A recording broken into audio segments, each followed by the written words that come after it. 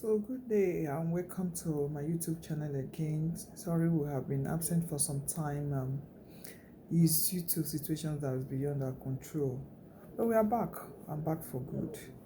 And so, if you have missed us, just relax and enjoy yourself in this episode. And I want you to please subscribe and help us share this episode to other people that it will help in the workplace. And today we'll be looking at something that is very, very important to all of us. I will call it conflict management and resolution at the workplace because the truth is that there will always be a conflict, whether in the workplace or outside the workplace, at home, anywhere we are. If we say we will not quarrel and fight, then we'll be lying to ourselves.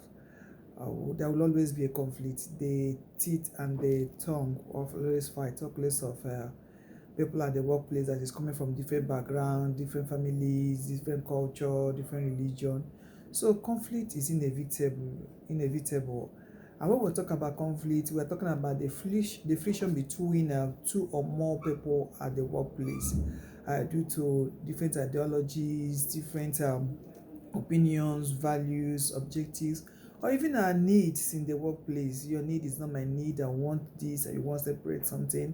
I want things to be done this way. You think it should be done that way better. The other person is thinking this is the values we should bring into place. Another person is saying no, we cannot bring such values to this place. So we all have diverse opinions that is making us to quarrel in the workplace. And this is the reason why this topic is very, very important, especially at this time when everybody is is irritated, both on the road, outside, everywhere. We're all irritated because of the situation in the country. So conflict need to be managed as much as possible, whether that conflict is intrapersonal or interpersonal or functional or inter-organizational, whichever one it is, because sometimes it's a result of the functions that we are giving, maybe because other organizations are doing so we are not doing it, so I'm bringing that let's do what this organization is doing, and somebody is saying no, we cannot do it, that is not how to do it. And so it will not lead us to having issues and quarrels, and then I see the consequences of it is that once we start that quarrel, new a kind of you have reduced productivity because A will be asked to bring pyro, the other person is bringing, it becomes like building the Tower of Babel, where there was the disagreement, or people could not understand their languages again, and so they could not work together in unionism again. And so that's the same thing. Once there is conflict, people cannot work together in unionism again, and so productivity will go down. There will be delays in decision makings.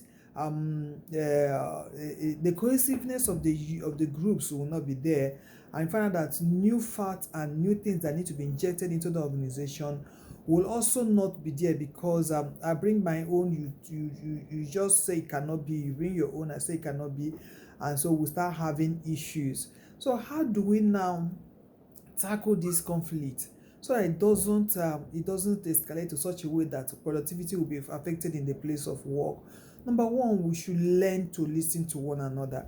Yes, you have your ideas, I have my ideas, we all have our ideas, but I'll listen to you, you listen to me. That way I'll try to pick out the good in yours, you'll try to pick out the good in mine. Maybe we'll bring in these two goods, your own good and my own, put it together, and we'll have a better decisions to make, and then we'll move forward.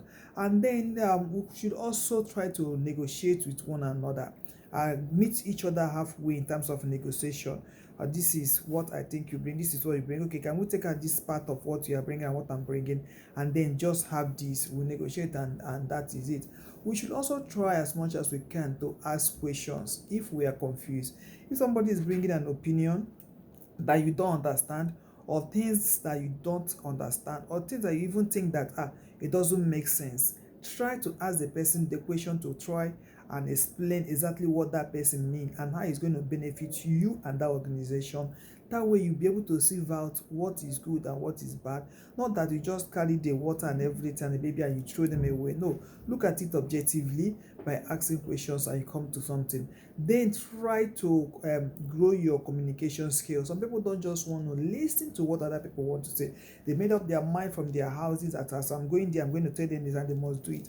And when you come with that mindset that you cannot communicate effectively, you cannot grow your conceptual or your conceptual and your communication skill in such a way that you win the heart of others to do your biddings, you find that there will always be conflict, because other person that you're coming to say, I want to force my idea without trying to communicate it very well, explain it very well, will also say, no, I cannot accept this, and then you have that clash of interest that will affect all of us. And then if you're able to solve problems, it's much easier to resolve conflict. If what I'm bringing on the table, I'm able to show how to solve this problem, you find out that it will be much easier for me as the person to get you to buy my idea. If I could show that if we put A, B, C, Z, it will help us to solve so problem. We won't have an issue. If we are also polite to one another, you are speaking to me in a tone that is polite. I have this idea, sis or bros, I think we should share it in this and that way. That way we understand better. But when you come and you feel that I am a non-entity or the other person is a non-entity, doesn't know anything, you are talking to the person as if the person doesn't matter, doesn't mean anything, the other person will let you know that I matter also. So politely we should speak to one another, and then respectfully also. Sometimes we could be polite and insulting, but you should respectfully pass that your message. Yes, excuse me, sir, this is what I think we should do. Please, thank you, sir, for your ideas, but I think if we add this to your ideas, it will help us better. Whether you are the boss or you are the subordinate, it doesn't matter. Respect when we are talking to one another will help us to solve as much problem as we can in the workplace. Because like I've said, that conflict in the workplace is that disagreement, opposition between us in terms of what we agree on, and it's a natural phenomenon that is positive and is something that will always happen if not properly handled. So if we're able to handle with respect, we're able to manage our emotions, because that's another aspect that people don't. They don't manage their emotion very well in the office. Every little thing, they're irritated, they flare up, they are angry, they were looking for where to pour it. It's like this, for them to manage to apply emotional intelligence is very difficult for some people, and so there's something boiling that they just want to pour it out there. So if you're able to try as much as you can to manage your emotion when you are responding to other people, when issues arises, and you're able to know that if it was me that was in this situation, if I'm the person that is bringing this opinion, how will I handle it? If you're able to handle that emotions very well in such a way that it doesn't harm the other person, in such a way that you are people smart, because that's what emotional intelligence is. You are people smart. You are managing another person's emotion plus your emotion. You find that emotional your conflict in the workplace will be drastically removed. So whether you want to apply your traditional approach of conflict management, or where there is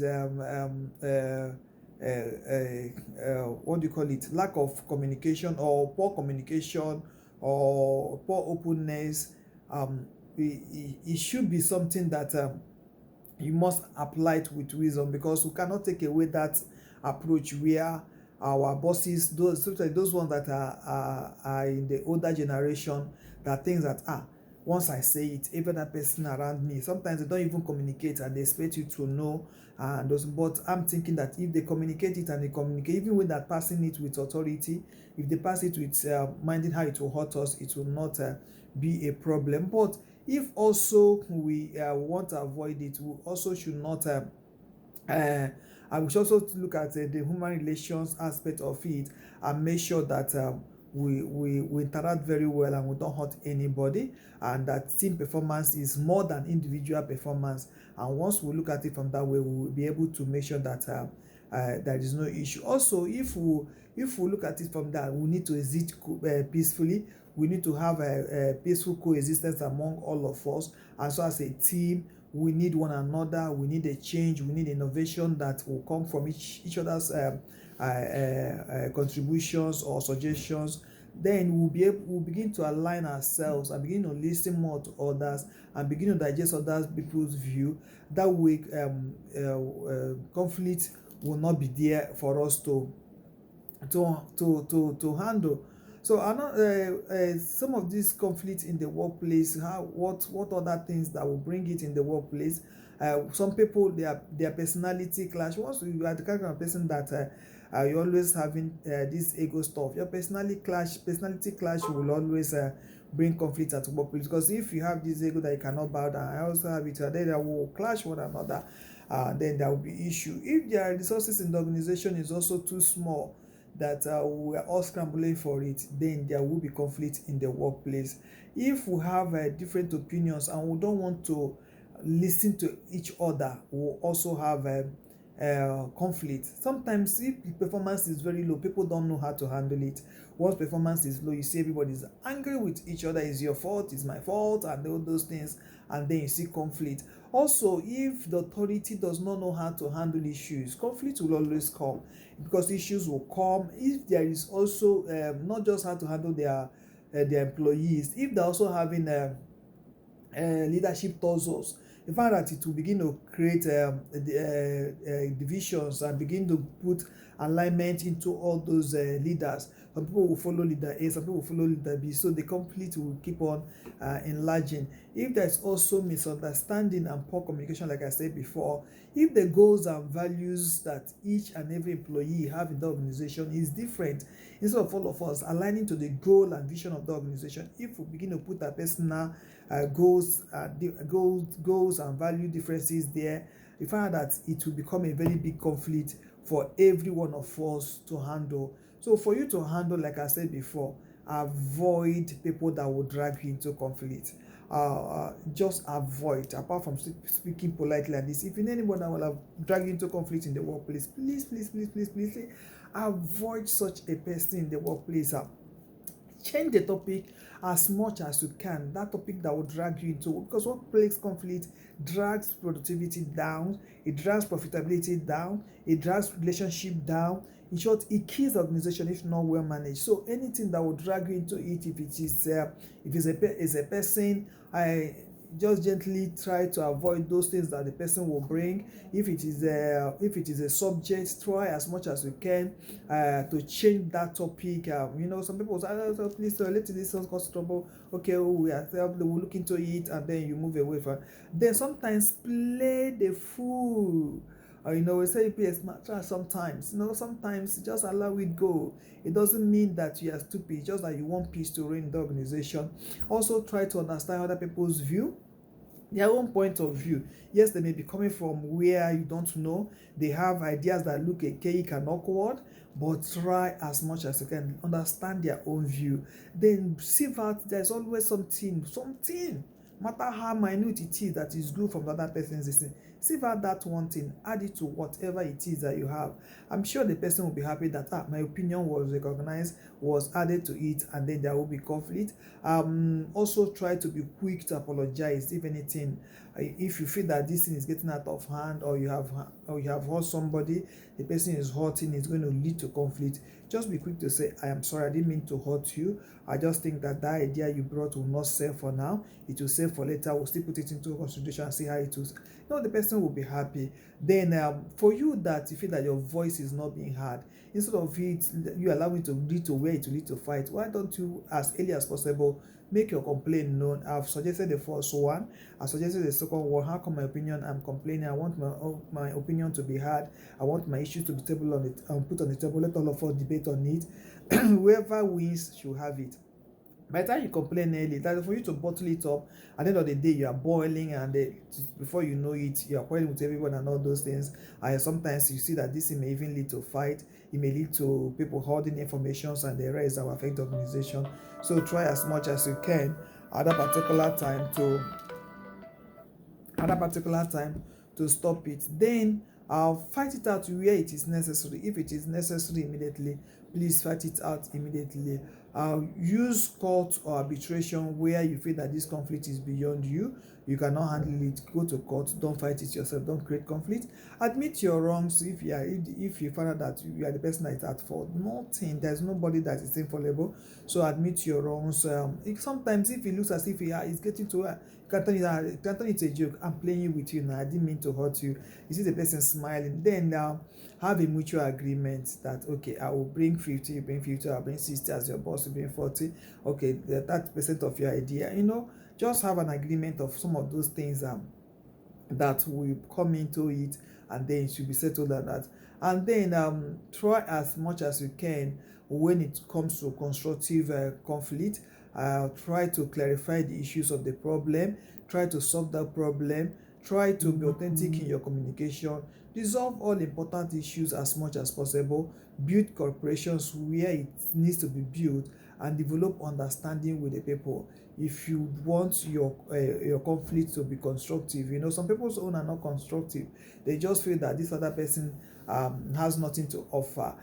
Sometimes it could be destructive conflict also. When it comes to that one will take away attention from something important activities. Don't allow that one. The ones that will destroy morals, that are destructive conflict, please don't allow it. The one that will destroy concept in the office, don't allow it. The one that will use team conflict, team cooperation, please don't allow it. The one also that will encourage and increase so much differences among us in the workplace, those are the destructive conflict. Please don't allow it. The ones that will bring deviant negative behaviors in the workplace, those ones like name calling and the rest, please don't allow it. In all that you do, manage your conflict. Don't force anybody. Let it be a win-win. Avoid and make sure that you keep away from conflict. Accommodate some of the things that you need to accommodate. It will help you. Compromise where you need to compromise. Also, it will help you. Collaborate where you need to collaborate. It will also help you, and you see that there won't be issue in it all.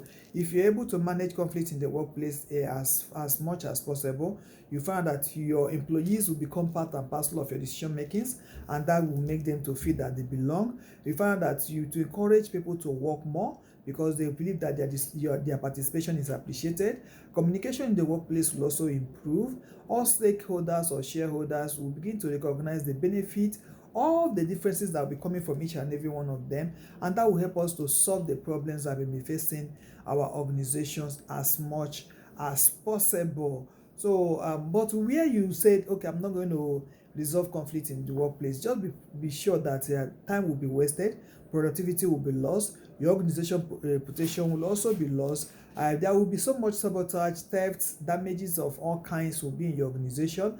Employees also will not be motivated because their motivation will be lowered. If every time we are quarreling, it will be lowered, and then employees will be exhausted, and then there will be legal costs for everything that will happen.